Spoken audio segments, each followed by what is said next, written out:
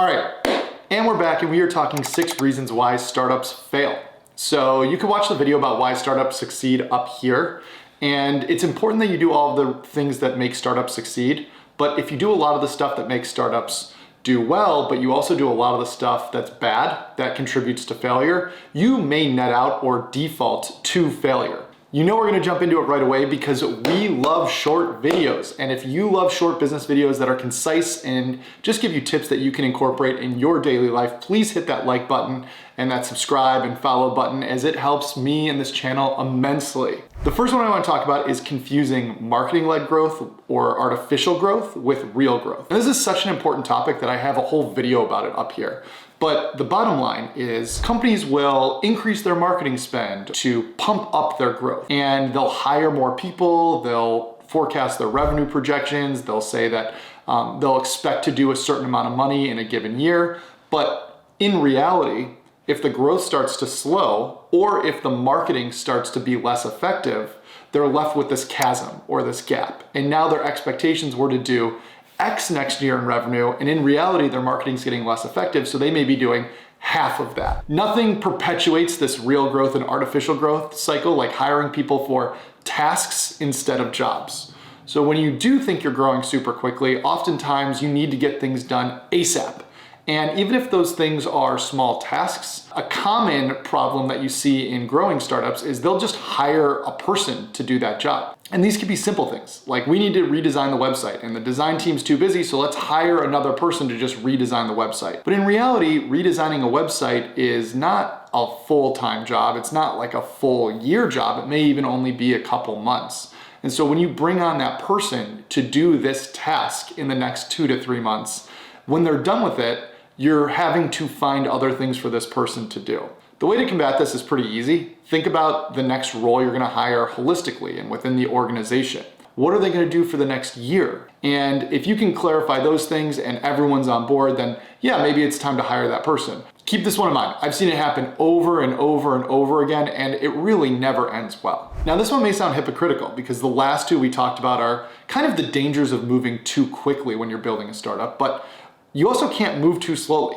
So moving too slowly is a huge reason why companies fail, and this can happen for a lot of reasons.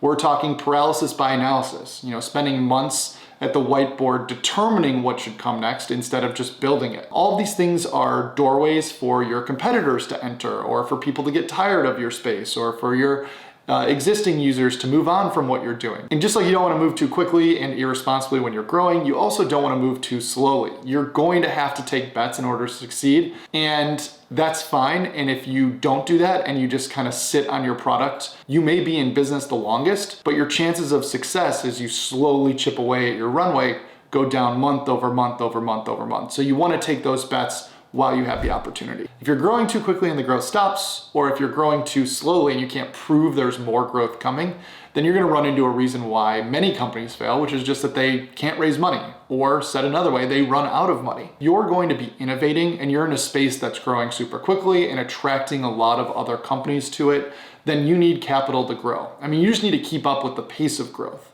And so if you're unable to raise money, then there's just no chance that you can sustain having the team long enough in order to succeed in that industry. This is super important, and it's something that if I were building a startup, I'd be incredibly cognizant of, which is, are my metrics going to get me to a place where investors are interested in what I'm doing?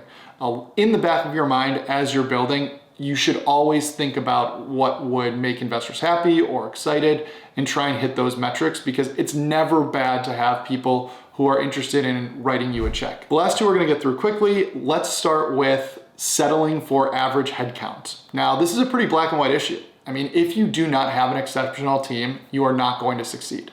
Look at the startups that have succeeded. In fact, when you're creating a startup, one of the bets that you're making is that you're going to create the best team possible in order to solve this problem. You have to move quickly. And where people get into trouble is when you're hiring B or C talent.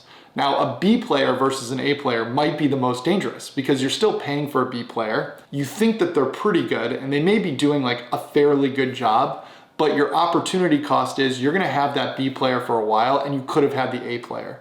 And the A players just move so fast they are the standard. They innovate, they contribute really well. They're great leaders. They know how to scale a team. They have a playbook. Like if the B players that you're hiring don't have some of these things, it means that they're learning on your dime. They're maybe less efficient with their time and things are moving slower. The last one we need to talk about is being objective and not letting our emotions dictate our decision making. And this can show up in a lot of ways. I mean, one example of this and a really hard one is whether you keep investing in a product or stop it.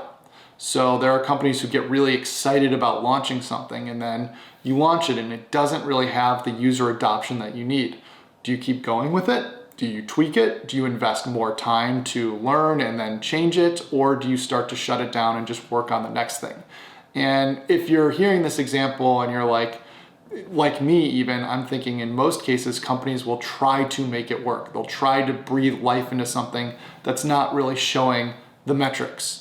And that's not being objective, that's using your emotion. Success is around this corner, then it's around the next corner, then it's around the next corner. And then you've spent 3 to 6 months working on something and your metrics are the same as when you launched. And yeah, you have more learning, so do you invest more? And you get where I'm going with this. Emotions can lead us down paths, focusing on success or how close success could be in our minds could lead us down stray paths and just waste time and burn. Those are 6 reasons that come to mind for why startups fail. Do you have other reasons? Go ahead and put them in the comments. And if you like this, and you want to check out some other videos, I'll link them here. Please like and subscribe this. Again, it really helps support the channel. And I'll be back in the next one. Thank you for watching.